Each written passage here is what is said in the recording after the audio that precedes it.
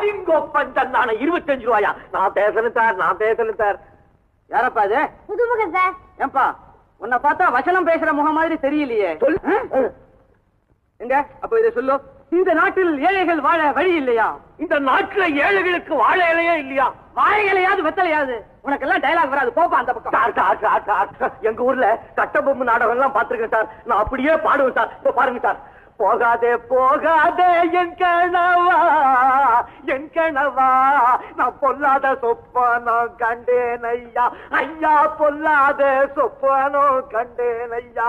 கண்ட சொப்பனத்தை சொல்லாவிட்டால் கத்தியால் குத்துவ பாதங்கள்ல. சார் நான் வாயாலேயே மோர் சிங்கெல்லாம் வாசிப்பேன் சார்.